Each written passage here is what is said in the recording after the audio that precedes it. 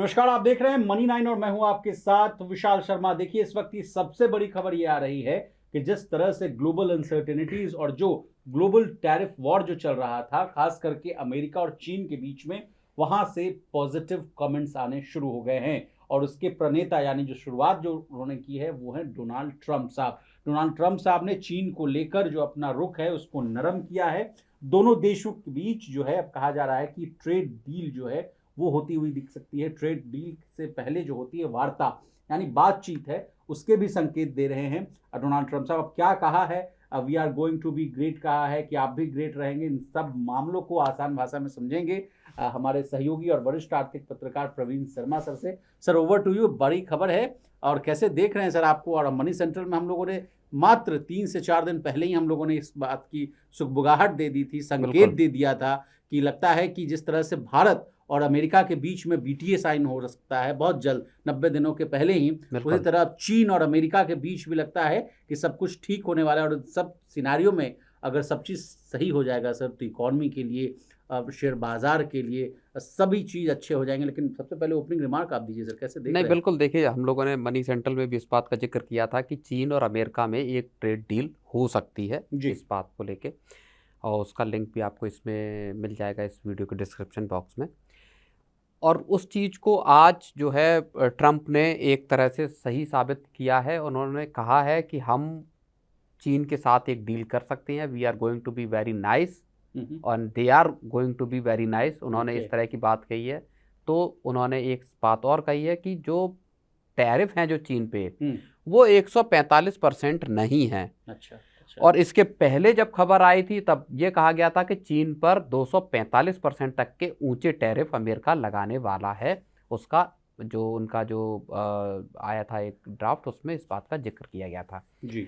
अब एक तरह से हम देखें तो पिछली जो अमेरिका की पॉलिसी थी या ट्रंप की जो पॉलिसी थी, उसमें जो रियलिस्टिक जो चीज़ें थी, अप्रोच, वो उसका शायद अभाव था। अब अमेरिका वस्तु स्थिति को समझ रहा है, मार्केट्स के हालात को देख रहा है, और अब उसको समझ में आ रहा है कि शायद चीन के साथ डील करनी पड़ सकती है। इसलिए अमेरिका ने, और कहें तो डोनाल्ड ट्रंप ने, एक बिल्कुल ही उल्टा रुख अख्तियार करते हुए वो नजर आ रहे हैं।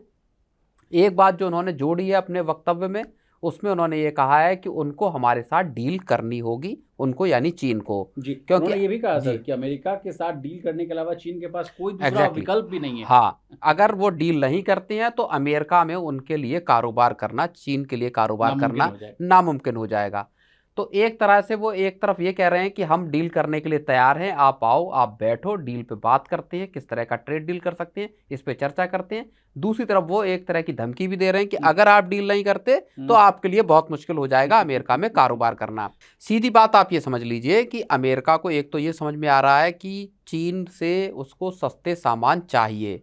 अगर इकोनॉमी में महंगाई को रोकना है, अगर इकोनॉमी को स्लो डाउन से बचाना है, तो चीन को कहीं ना कहीं इस पूरे के पूरे मामले में उसको शामिल करना पड़ेगा। लेकिन अमेरिका झुकना नहीं चाहता। एक कदम अमेरिका ने अब आगे बढ़ा दिया है, एक कदम चीन को आगे बढ़ाना पड़ेगा, और चीन इस चीज के लिए तैयार है, क्योंकि चीजें ज्यादा स्टेक पे लगी हुई हैं चीन की। चीन के लिए अगर अगले 6 महीने, 7 महीने या 1 साल अगर अमेरिका के साथ ट्रेड पॉज हो जाता है, रुक जाता है, तो चीन के लिए अपनी इकोनॉमी को चलाना फिर बेहद मुश्किल हो जाएगा। क्योंकि दुनिया के बाकी देश भी ये नहीं चाहते कि चीन अपना सारा माल उनके यहां डंप कर दे। जैसी चीन की भारत के साथ कोशिश है कि किसी भी तरीके से भारत में इंपोर्ट बढ़ा दे, वो अपना सामान भारत में इंपोर्ट खपा दे।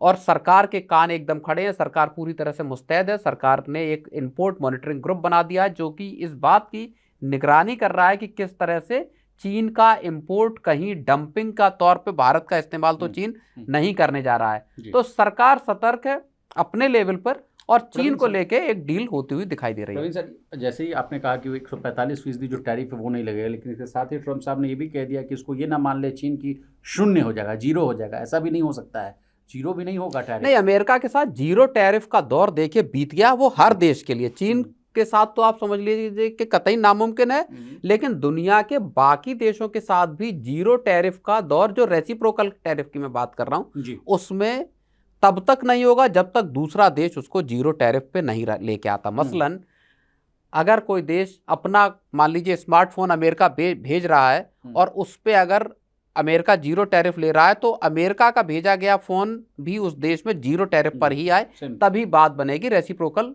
जो मामला है पूरा, उसको इस तरह समझिए आप। चीनी नेता जो हैं शी जिनपिंग साहब, उनके लिए भी इन्होंने कुछ वचन कहे हैं सर। ट्रम्प साहब, उन्होंने कहा कि राष्ट्रपति शी के साथ मेरे संबंध बहुत अच्छे हैं, ऐसा कहते हुए दिखे, लिए लंबे समय से बहुत अच्छे रहे, हमारे बीच जो है बहुत अच्छे संबंध रहे और मुझे लगता है कि हम चीन के साथ एक समझौता जो है वो कर लेंगे, हो सकता है। इस तरह की पॉजिटिव कमेंट्री उन्होंने कही है। अब इस बीच सर, इस तमाम एंगल में भारत को भी जोड़ना बहुत ज़रूरी है सर। अब भारत कहाँ खड़ा होता हुआ आपको दिख रहा है सर? हालांकि हम लोग, निर्मला सीतारमण जो है देश की वित्त मंत्री, अब वो वहीं के दौरे पर हैं और उसके बावजूद यहाँ पे जो जेडी वेंस साहब जो हैं राष्ट्रपति अमेरिका के, वो भी आए हुए हैं। उन्होंने भी संकेत दिया है कि सब कुछ all is well, all is good.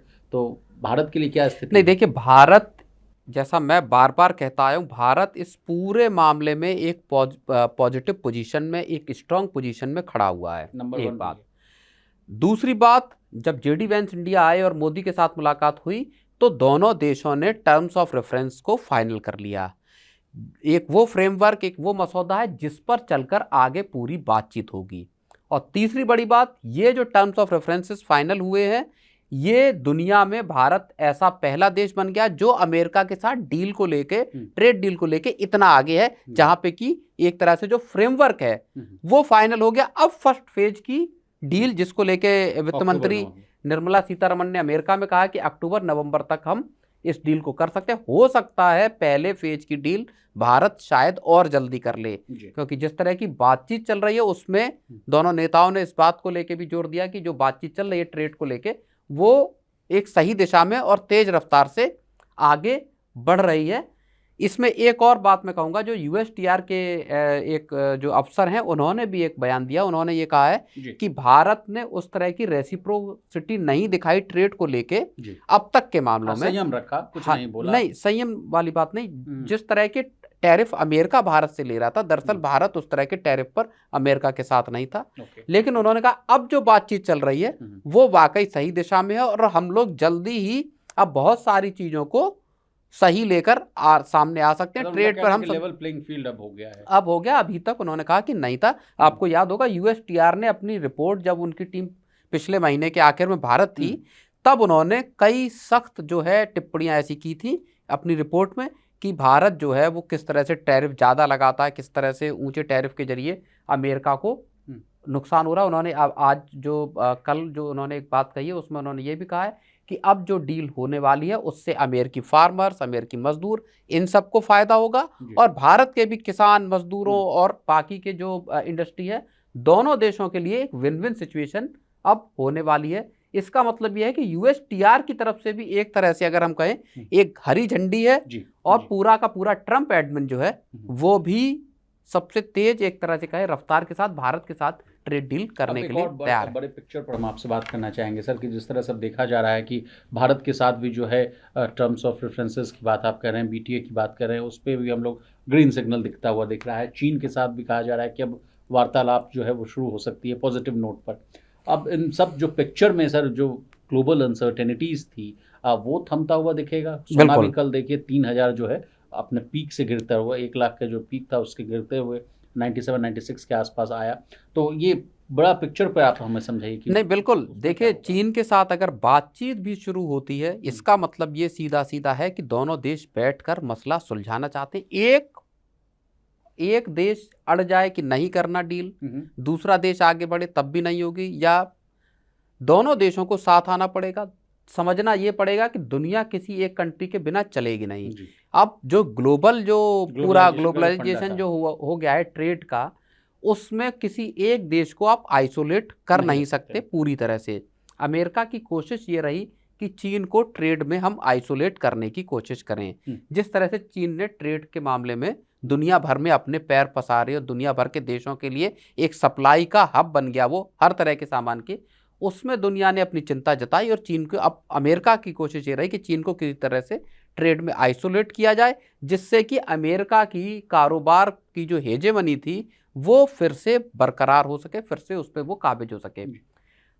अब दोनों देश साथ आएंगे, ये तय है, और इससे पूरी के पूरे ग्लोबल जो स्टेबिलिटी है वो हमको फिर से नजर आती दिखाई देगी। मार्केट्स भी अच्छा परफॉर्म करते हुए नजर आए हैं। तो आने वाला वक्त धीरे धीरे स्टेबिलिटी होगी, धीरे धीरे तस्वीर साफ होगी, एक के बाद एक भारत हो या दूसरे देश हो, चाहे यूरोपियन यूनियन हो, उनके साथ डील्स अब हम होते हुए देख सकते हैं। विशाल, बहुत शुक्रिया प्रवीण सर, आपने तमाम मुद्दों को बहुत ही आसान भाषा में विस्तार से समझाने की कोशिश की। इसी तरह देश, दुनिया और बिजनेस जगत से जुड़ी तमाम ताजा तरीन खबरों के लिए बने रहिए हमारे साथ और देखते रहिए मन में।